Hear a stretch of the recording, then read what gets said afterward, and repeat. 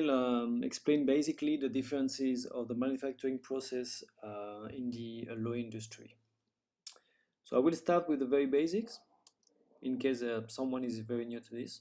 So this is an aloe vera plant, and the plant needs to grow for 18 months before it can be harvested.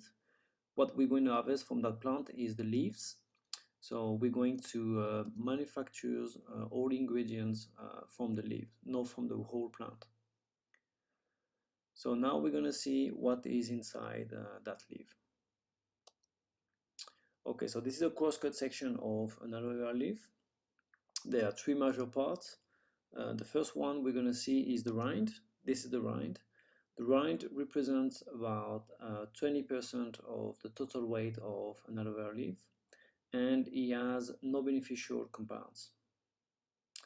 Secondly, we're going to see the gel, inner fillet or parenchyma of the leaves. Represent about 80% of the total weight of the leaves, and it is where it contains all the active compounds of the aloe vera.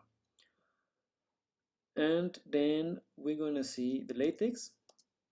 This is the latex. The latex is a brownish viscous liquid that is flowing just underneath on the rind, just between the rind and the gel.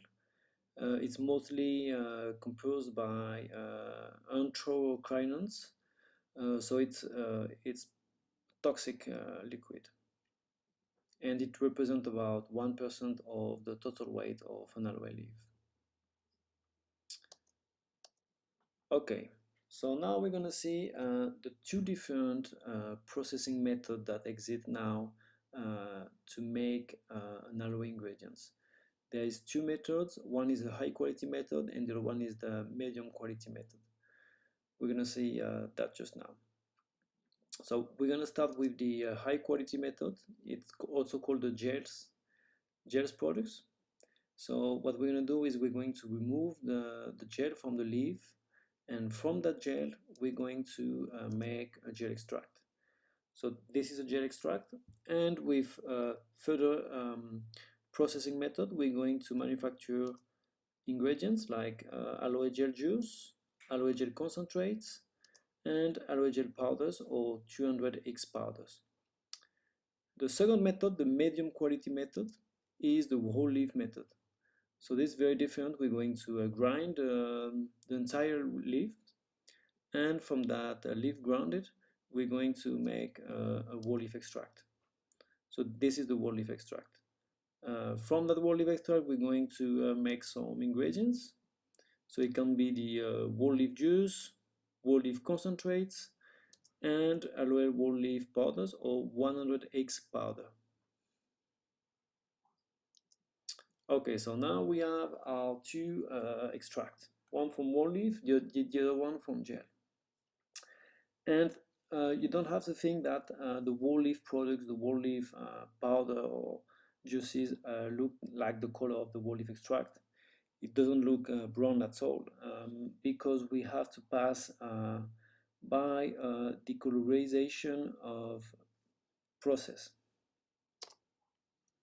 So now we're going to see the result of the decolorization process, and we can say that between the gel and the whole leaf juice there is absolutely no visible difference. It looks the same. It's not the same, but it looks the same. So you can't trust your site to evaluate if a product is from a gel or from a whole leaf. What we can see also is the bricks, the difference between the bricks, between the gel and the whole leaf products.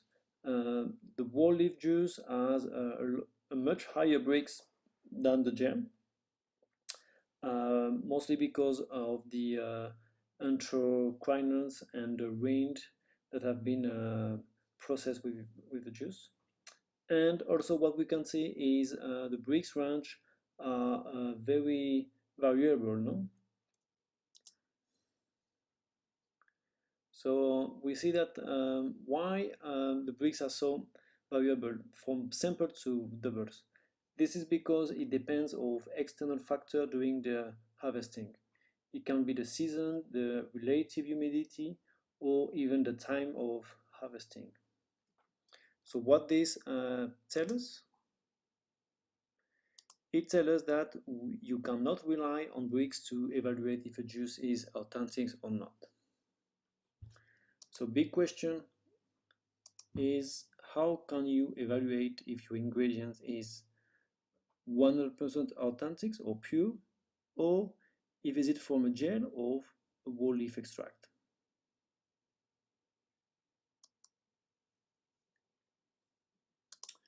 Okay, so now I'm going to get by the basic phytochemical traces. I'm going to be very brief on this because Antoine will follow me on that subject a lot more deeper. So I'm just going to say two traces. The first one is going to be the aloe veros, also called asemanam. This is a quality tracer. Aloe veros is responsible much of the bioactivity of the aloe. This is the active ingredients and this is the good stuff. So it's a quality tracer. And we're going to see also the isocitrates or whole leaf marker.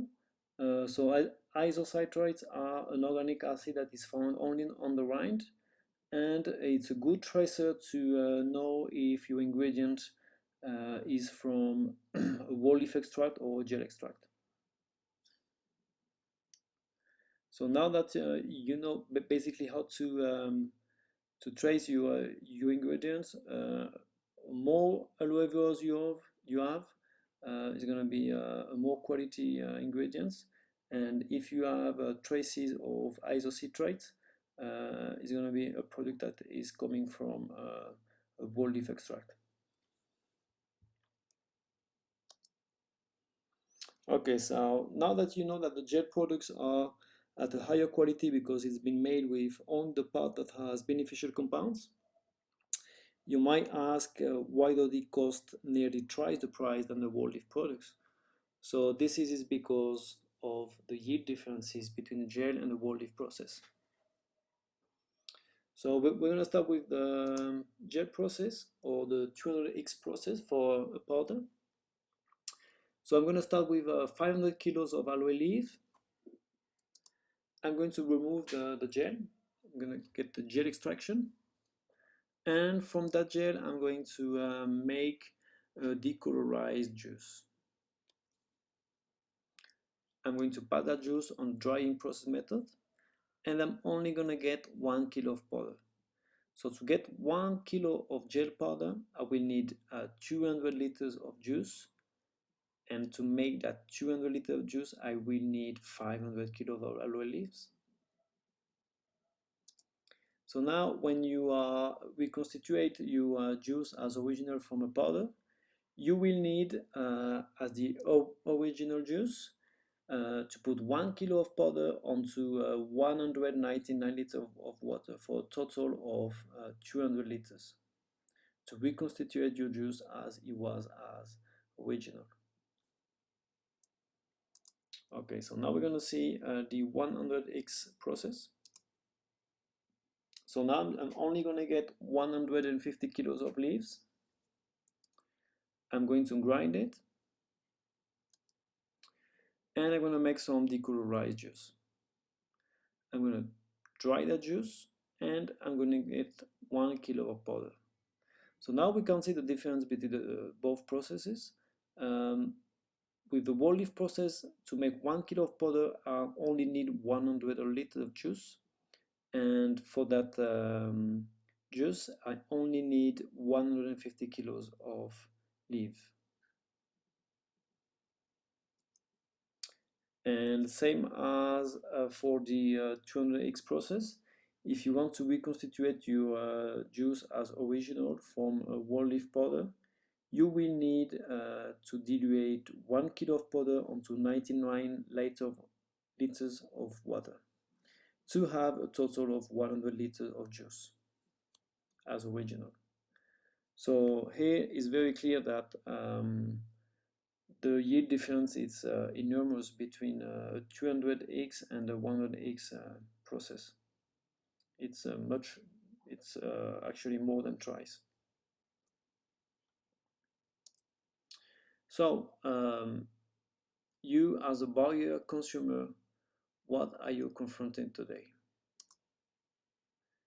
Because of the absence of a precise monograph and the lack of a crucial information by the purchasers, there is an open door of getting scammed by fraudulent ingredients. The common examples are, for example, for juices, juice watered down and labeled as pure. This is very common. And for powder, it's whole leaf powder that is mislabeling as a gel powder or 200x powder. That's very, very common too. Okay, so I hope that now you have a better understanding of how to purchase and how to use your aloe ingredients. That was all for me, and I hope you enjoy it. Thank you.